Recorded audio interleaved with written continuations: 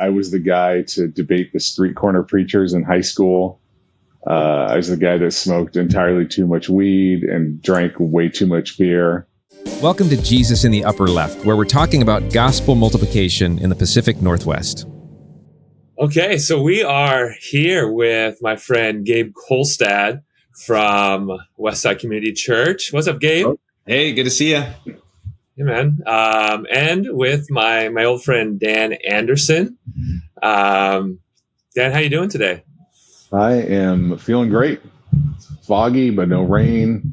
My golf match for tomorrow morning looks solid based on the forecast, so I feel good. Beautiful.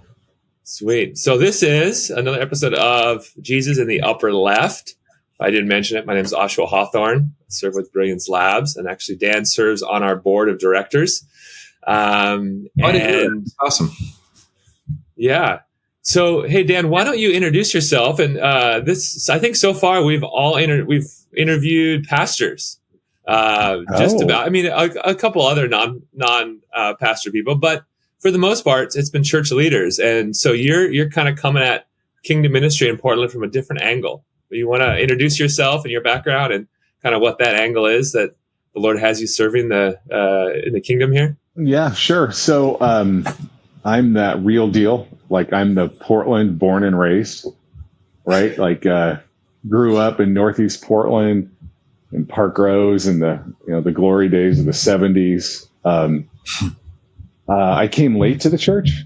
I was pagan through and through. I was the guy to debate the street corner preachers in high school. I was the guy that smoked entirely too much weed and drank way too much beer. And through a series of kind of providential events, I ended up getting a basketball scholarship to Columbia Christian College. My parents, when I was, 10 or 11, said you can go to church or you can stay home. And because I liked NFL football, I just stayed home. So I get to Columbia Christian, I'm on a basketball scholarship, and I just kind of open up. My ears open up, my eyes open up.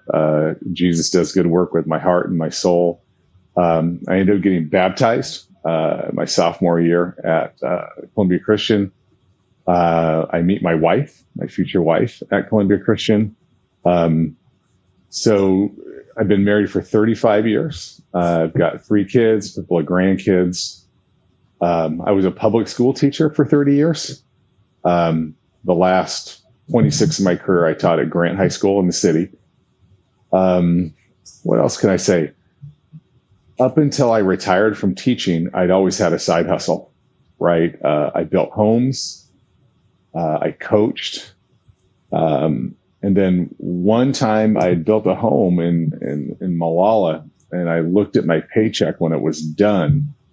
And I thought to myself, I bet you there's an easier way to make money. And at the time I was a youth pastor at the time as well. They asked me I was a youth sponsor, and they asked me to step in and help out for, 3 or 4 months. And as you know, churches are glacial bureaucracy. So 2 years later, I was still the youth pastor. And so I got my real estate license, and that's kind of how it started. So for 25 years, I was bivocational. I was a realtor and a school teacher full time.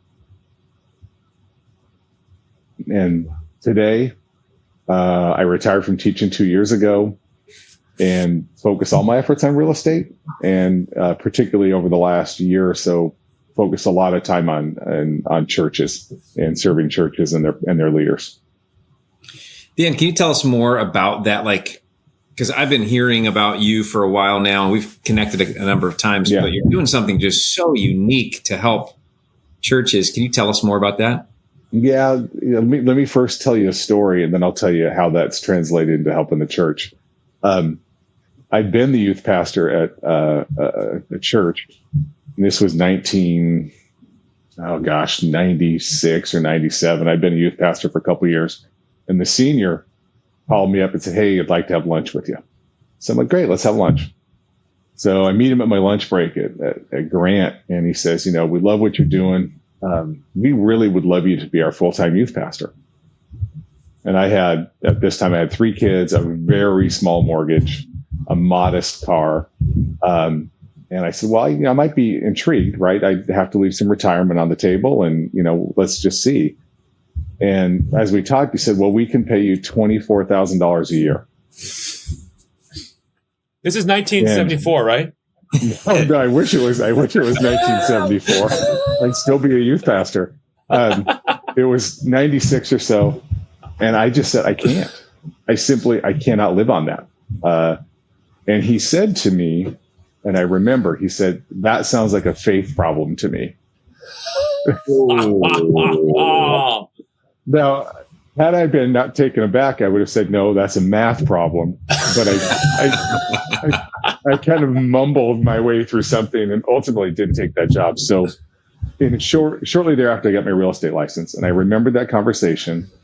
And ever since the first day I had my license, I always sold pastors' homes and full-time church employees. I sold their homes and waived all my fees. I think I probably sold, I wouldn't even guess, maybe 75 or 100 pastors' homes over the years. Wow. I just think it's the right thing to do, right? It's people building into the kingdom, investing in the kingdom, and not being adequately compensated. I know everybody goes in with their eyes wide open. I get that. But I thought it was the one thing I could do as a realtor to make the world a better place. There's a Jewish phrase called repair the world. And I could do that as a teacher. I could speak truth into kids' lives. I could help them through difficult scenarios. I could really be a voice of wisdom. But as a realtor, what can you do to repair the world? And I thought there's just no better way at this point. And I was a young realtor, and that was to help pastors sell their homes and waive all my fees. Dang, that's cool. God. That's neat. Praise God. So this is going to be our most popular podcast episode so far. We're going to get lots of phone calls. So how do I get a hold of that guy? Yeah. So now you have also been involved in a lot of church building deals and mergers and sales and various things. What does that look like over the years? And if you're able to share if there's any significant deals that listeners might know about that you were involved in. Right. So about maybe 5 years ago, I started kind of thinking about what's retirement going to look like. I mean, I was acutely aware that real estate is just a moneymaker activity at some level. While it's nice to have money, right? But it's not one that's going to feed my soul. It's not going to repair the world. It's not going to put me in a position where I'm an apprentice to Jesus, right? I'm just, shuffling deck chairs on the Titanic. So about 5 years ago, I started thinking, what could I do that's going to really make a difference with the last third of my life? I'm 58 now. I probably have a decade or 12 or 13 years of really good work left in me, right? And I thought as I was working, somebody had called me from Metropolitan Community Church. This was like 6 or 7 years ago. And Metropolitan Community Church was the church that served the gay and lesbian community in Northeast Portland. It's located on Broadway and 21st. And he called me, and I went and looked at his church, and it was this beautiful, gorgeous, incredible building. And the maintenance was off the charts. Like, it was a plug and play church for somebody. And I didn't really even consider what was the bigger picture with churches. About 2 years later, that church sold to an developer, who turned it into a brew pub. And that stuck with me. And I thought that was such a terrible tragedy. Fast forward a couple of years, and I'm thinking about retirement. I thought, I have to be able to do something to help the church. So I started thinking about an organization that could make sure that no churches leave the kingdom, right? And I was kind of noodling with the idea and trying to figure out how to make it happen. And I got my first church sale, just in a weird set of circumstances. And that really got me excited. And I thought, I can do this. I can create an organization that makes it so that churches don't disappear from the kingdom, right? And so I've worked on a bunch of, I think I just closed my 12th church sale in 3 years. I think at this point I'm positioned pretty well. I know I've seen almost every church that's come on the market in the last 3 years. But what I've been able to do is really make it possible for a congregation to find a home or to move away from a home and transition gracefully in a way that honors Jesus. And you had a second half of that question, Ahshuwah. What was it? Or are there specific churches that you helped find homes that you could speak to? Yeah. So my own church, Bridgetown, and this was 3-ish years ago. They put a call out and said, "Hey, we're looking for people for the building committee. We need a building." I said, "I can do that." Right. And a couple of months later, it was Super Bowl, the day after the Super Bowl, and I went to work out at the club, and I met a guy. I'd seen him at the club walking around, and you know how you are if you go to the health club, you see people, hey, and I'd never really talked to him. So, and it might have actually been during the Super Bowl. Like, I don't think either of us was terribly interested. So we were sitting there, and I struck up a conversation with him, or God did, I should say, probably more appropriately. And I said, "Well, what do you do?" He says, "Well, I'm a pastor." Oh, that's interesting. Where at? And he said, "Well, I'm the pastor at Holiday Park Church." And I kind of knew where Holiday Park was, right? It's Northeast Portland. I said, "Oh, interesting." So I started asking him some questions.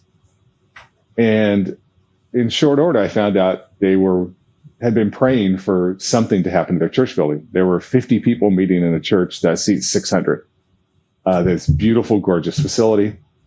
And I said, "Are you interested in maybe a merger? Are you interested in maybe doing something with your building?" And he said, "We've been praying for this." Like, this is not an exaggeration. They were having fireworks sales every 4th of July to earn money just to keep the lights on. But they were desperate to do something with their building. Well, within 2 weeks, my own church, Bridgetown, had put that church under contract. It was incredible to kind of walk them through the process, watch a church gracefully die, for lack of a better term. They'd hit their lifespan. But then to see, we had a combined visitation service time, and they had their 25 or 30 people there who were going to their church. And then we had our visitation time to see, is this something we want to pursue? And to watch, 400 20 and 30-year-olds come in. It was terribly moving. I mean, you could see the tears in the eyes of the congregants. It was amazing. So that's kind of, every church sale is just a little miracle. I think this is such a cool confluence or convergence of different disciplines. I think that's when we think about what the kingdom is. I love when we can get outside of the box of religious organizations and realize that the kingdom is realtors. The kingdom is bankers. The kingdom is just everyday people. And when we all get together around what God is doing, I feel like that's when the magic happens. So Dan, it's just such a blessing to have you here and in the city and doing what you're doing. And, I think there's pastors out there who are probably in a stuck situation right now. Mm-hmm. And because one of the things that's happened is over the last couple of years, even now, right now, there's some movement of new things popping up. Mm-hmm. But obviously Portland's a tricky place for real estate. And so maybe what advice would you have for a pastor or a church planter who needs a building or a space? What do you think their first step should be? Well, I think step one is call me. Like, literally step one. I mean, I have a really good database at this point of people thinking of selling, people that need lease partners. But more than that, I think you first think this is all driven by economics. I mean, I don't think pastors, there's not a class in seminary about the economics of your church. Yeah, right? For sure. There's a whole lot of theology. I remember when I was a youth pastor, I thought, and I came to it without an MDiv or anything, like the most important fact I needed to know as a youth pastor was how many cans of pop got in a cooler, right? And so I think as a church planner, the most important thing you need to know is probably the finances of this. I mean, I think you're going to need 30% down, right? And there's a threshold that lenders will give you per adult member of your congregation. And I think if you haven't taken the first step and said, okay, we love a building, you better figure out just the money first. And then I think you have to be ready. I've had several churches that I started working with, and they weren't far enough along, and they lost their first building because another church is there who's kind of got their poop in a group, right? They've got their lender set up, they've got their down payment set up, their church, they've got their leadership board ready to go on a moment's notice. So I think if I was a church plant looking for a building, I'd make sure the down payment, I'd make sure that I had my leaders ready, and so that you can go when that building comes up and go look at it and be ready to go, right? But it's going to take some forethought, right? And I think we need to spiritualize, and I think we need to put prayer into this. But at the same time, there's a nuts and bolts aspect that I think can leave church leaders a little bit behind. So I'm reminded, Dan, with your little your old guy saying how you are famous for those in the various, either the board that I sat on with you and our own real estate church arrangement that we walk through together. Yeah. This guy's famous for little things like that come out of nowhere and kind of little zingers that leave me like, I've never heard that before, but that somehow fits perfectly describing the concept that you wish to communicate. Well, thanks. That's nice of you to say. Wow. Hey, if there's a church on the flip side that has too much space, or is in that upside down spot of can't maintain their building, right? Practical next steps on that side. Well, I think there's a temptation to merge, right? I think that a smaller body finds a younger body, and I think that is a good model. What generally happens, though, is the younger, bigger body just consumes the bigger body, right? So if you're thinking about a merge, if you're not going kind of co-equals, right? Like I'm working with a church in Gladstone, and they're trying to find another church, kind of their same age, kind of their same vibe, so that they don't get consumed, right? So I think a merge is out there. I think downsizing, one of the struggles that I find is that the main church that's meeting in the sanctuary that owns that building, they're unwilling to give up the choice meeting time. Yeah. So what'll happen is you'll have this, a congregation of 40.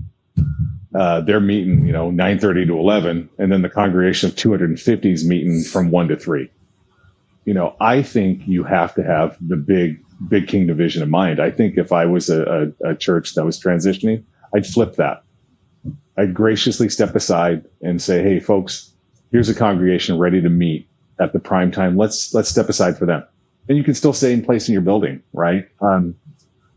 I think I'd also say to a church that's transitioning, don't let your deferred maintenance pile up, right? Every dollar that's deferred maintenance is a dollar that's going to go out of the kingdom, right? Because you're going to sell that building, and those deferred maintenance dollars, they don't go anywhere good, right? They go to roofers and framers and floor guys, and that's great for them to make a living. But if you keep up with your deferred maintenance, or decide we got to do this now before it gets out of hand, right? And I think don't panic, right? There are people who want to sell your church. I spoke at a church a few years back, small congregation, and they struck me as the people defending Minas Tirith, right?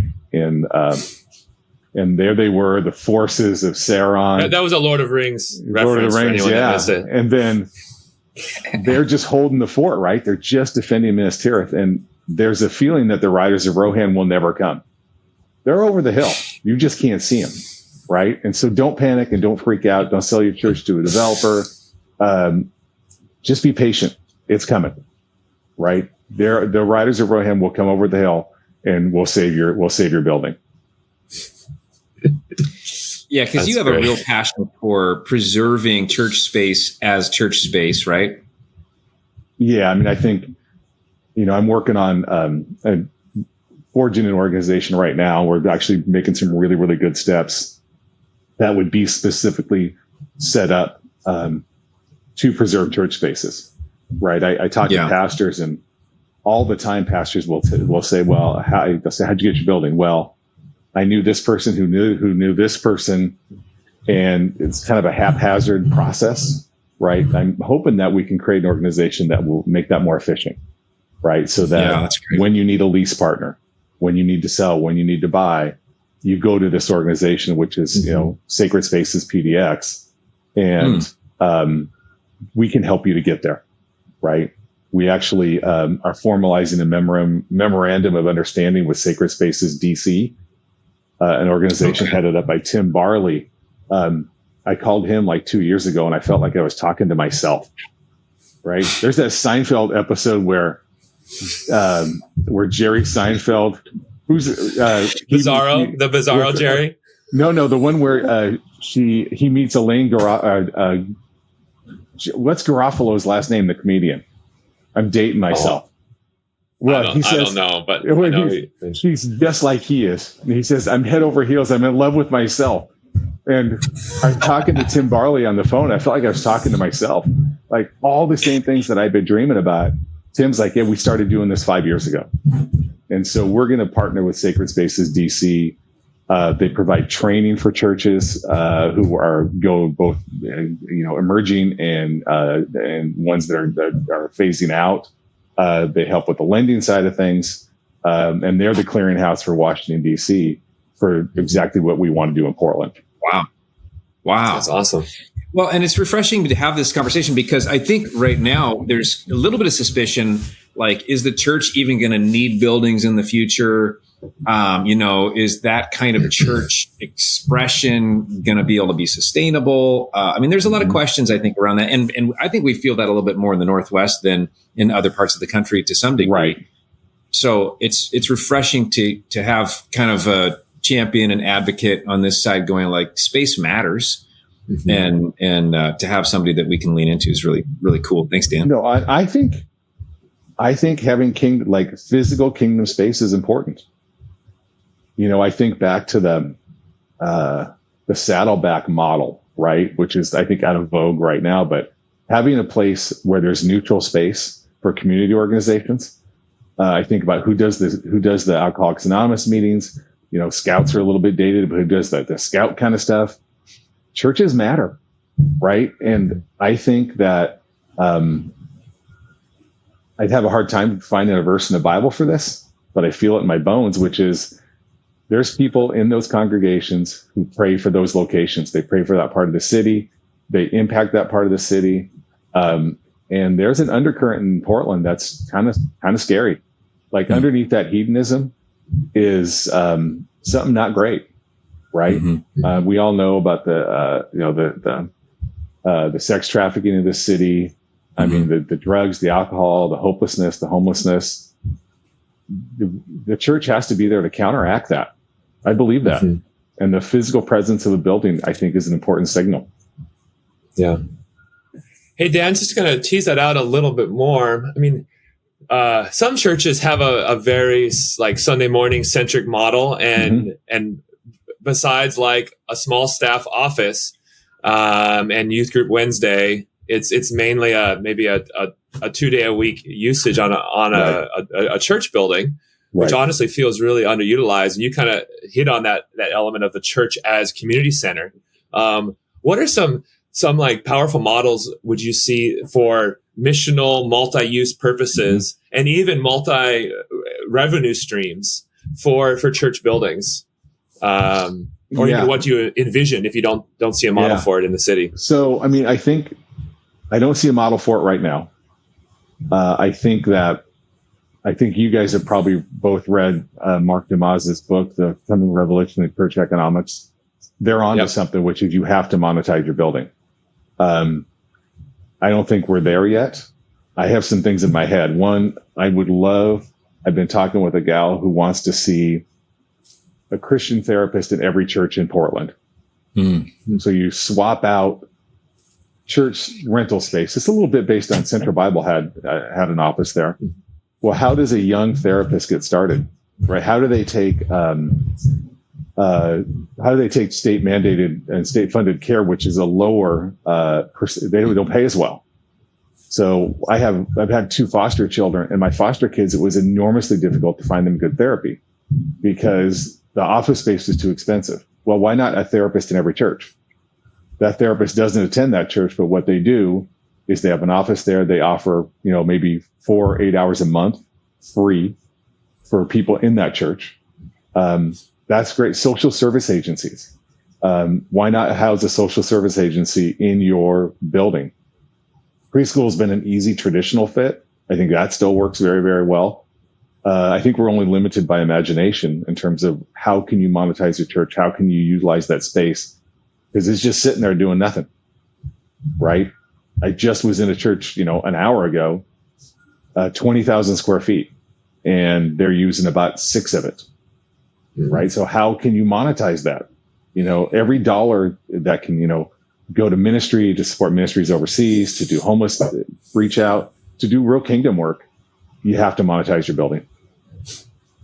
Yeah, I just to kind of jump in on that, I love this thought because like my church is in a community that needs spaces for things like that. Like Aloha, where I'm at, is sometimes compared to Rockwood in the other side of the city. And so there's a lot of need, and there's no mayor because it's not actually a city. It's 9 square miles of unincorporated Washington County.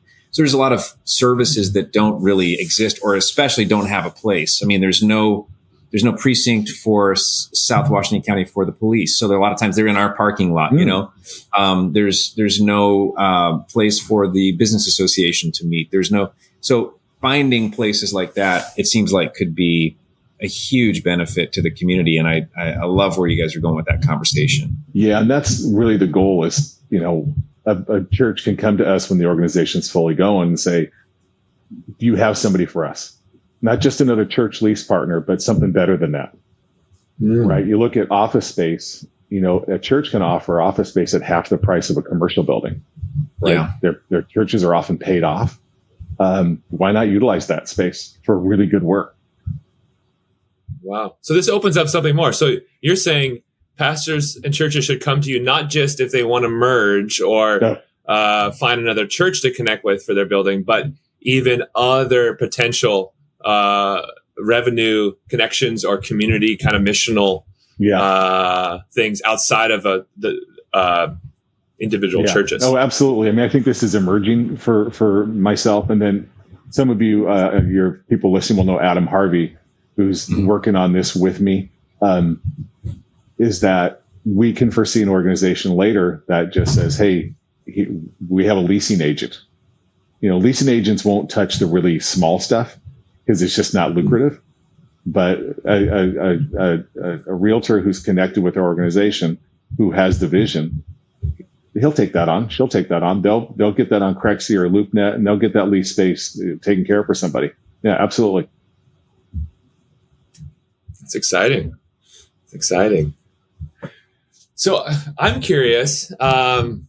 It's mid-October, and I just saw a report that said the housing market is the most unaffordable it's been in history. Now that's kind of a discouraging statistic, right? Especially for young people.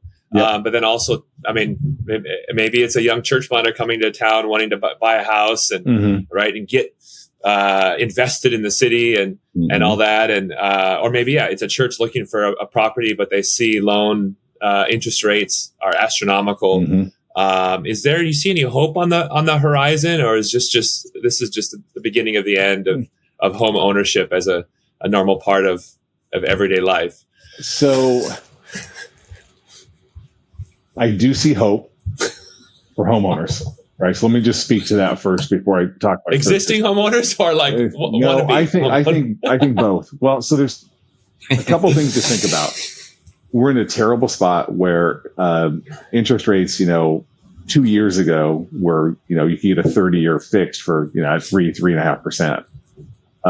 And now we're up to 7.75%, maybe cresting over 8 if you don't have 20% down.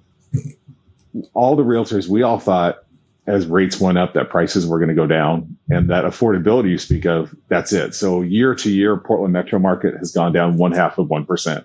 which essentially is nothing, while interest rates are up 3% in that time or two. Here's the trouble.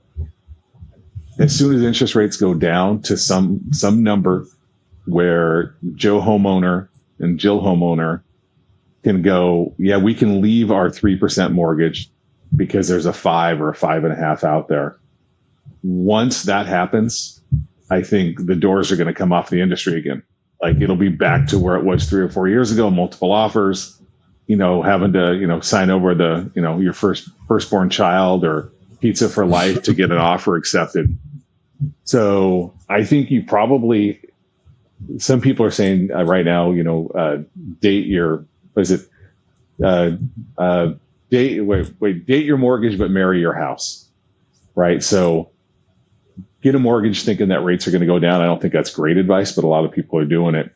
But I think what's going to happen in 2 years when rates go down, if they go down to an affordable number, your house payment's going to be smaller, but you're going to pay more for the house. I mean, I think prices are bound to shoot up, right? So as long as you feel confident that you can get a better rate later, I think this is actually not the worst time in the world to buy. But if rates hold steady and you're hoping that rates will go down and they don't, then that's a whole different deal. Churches, it's the same. The affordability calculus changes for churches too, right? I talked to a church lender this morning, and they actually just increased the amount that they're willing to give a church, because they'll give a certain amount per adult member of your church. And they've actually just increased that from $6,300 a person to $6,750, knowing that rates are up and they're going to have to loan more to get people into to get congregations into buildings, But church economics are different, right? Sometimes they can be had really, really inexpensively. Missionally, one church thinks another church is a good fit. They don't want to see the building into, neutral or church hostile hands. And so sometimes a deal can be had for church to church. Okay. That's a little bit of hope. Just a little bit of hope. I wish I had more. One thing I'm kind of curious about, Dan, is when you look around the city, what pockets do you see that have opportunity for churches, like geographically? You know what I'm saying? Like, sometimes we look and go, well, downtown's tough, right? If you're a church, downtown's it's just tough. It's so expensive. It's so dense, so many limitations. But what areas, if we're thinking about open doors for multiplying the gospel, where do you see like kind of the gold mine, if there was, in Portland, where it might be easier to get a building, easier to find space? So I don't know that there's a specific area. Sadly, I think part of gentrification, I think North Portland still remains an area where you can get a church building. I mean, they come up with some regularity. I just closed on one 2 weeks ago. These historic Black churches, as the African-American population has moved, to the east part of the city, those buildings are coming on the market with greater frequency. I think maybe the very first church I ever sold or worked on was Grace City, bought a historically Black church in North Portland that was headed for the wrecking ball. And their pastor had basically settled on, I'll just take the money and run. And they had developers circling around it, and we were able to get that. So that felt good. But I think North Portland, I think there's opportunities. One of the driving forces is parking, right? It's so hard to get churches with parking. And so I think if you can get out in the suburbs, the churches in the suburbs are a little healthier than the churches directly in the city core, but the biggest issue is that there are 25 congregations I know of right off the top of my head who want buildings at various price points. But the question becomes for churches, the one I think Ahshuwah's church, bravely settled, is just because we have a building, does that mean we're kind of a viable, healthy church at this point? And there are churches all over the city that are, 30, 40, 50 people meeting in churches that seat hundreds. They're paid off. They have a church, and, God bless them, right? They want to fight and they want to keep going. I get it. But the real challenge is, can we get those people to start seeing we have to do something different? We can't let, I talked to a denomination head, and they had a church out in the East County, and I had a perfect fit for it. It was perfect. And the denomination head said, well, they have to fall under our denomination. And our people are just, my guys are just, we can't do that. We're unwilling to do that. That church still sits empty 2 years later. Right. So they're out there. Right. And it's not really a demand question. It's a supply question. Mm-hmm. Yeah.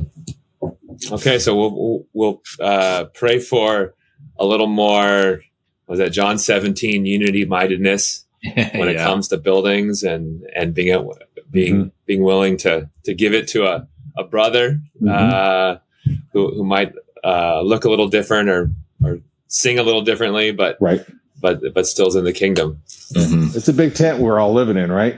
And when you grow up outside the church like I did, I can remember I went to a Church of Christ college, and I was befuddled by the whole instrument thing. I was like, who cares if there's instruments in their church or not? Right. And I've always been that way. Right. It's just like, the Methodists do it different. The Lutherans do it different. But every one of us as followers of Jesus, even if we disagree about theology, are trying to do the best to make this world a better place, try to bring the kingdom on earth every single day. And I think denominationally, we've lost sight of that completely. Right. And it's pretty sad. So, but that's what we're here for. That's what this podcast is about. And hopefully Sacred Spaces Portland is going to fill that need for sure. Yeah. Can't wait to see that come together. Yeah. Well, we're really excited. I mean, things are moving. We're meeting with the Murdoch Trust this week, and then I'm lining up some financing, and we're just trying to figure out how we can, our goal is to be a self-sustaining organization. I dream of owning a church, that the organization owns a church, and that is, as that's leased out, that becomes how you pay for what you want to do. I don't want to put my hand out. I don't want to ask for money. I want to do it one time, get the organization off the ground, and then figure out how to fund it. Yeah, that's great. So how else can people find you and learn more about your project, get your help buying a building? So I think, the easiest way, I communicate across all platforms. I'm not a 20-something that only texts, right? So you can text me at 503-888-5525, or you can email me at realtordan327@gmail.com. If you're thinking about selling a home, buying a home, obviously on the church front, if you are leaving the area and you need to buy a house in another state, I can help you there by actually getting an agent to help you. And then I will take my referral fee that I would be entitled to, and it'll just go right back to you. Right. There's a million ways that if you have a real estate need of any kind, I can help. I've done car washes. I've done churches. I've done houses. I've done duplexes. And a lot of these for pastors and church leaders and church employees. Right. I'm here to help you. I'm not, I was thinking to myself, I send out an email every 6 weeks. I've got about 1,500 church leaders and church employees on my email database. And every once in a while, I'll just get the email back, the abrupt, take me off your email list. I didn't ask for this. And I'm always like, I think people think I have an angle. Like, what am I? No, there's no angle. Serve the kingdom is the angle. You know what I mean? That's beautiful, Dan. Thank you so much. Thanks for being a part of this today. Yeah, no problem, guys. It's great having you with me and spending some time chatting. Thanks so much for joining us for this episode of Jesus in the Upper Left. We want to ask you a quick favor. Would you please subscribe so you don't miss a single episode, and share with those that are in your life that might benefit from the content. Hit the notifications button, rate and review, of course, and then head on over to upperleftshow.com where you can find bonus content, opportunities to connect with those around the city that are doing similar work as you, resources to help you, and just a way to connect to the community. We hope to see you again next time.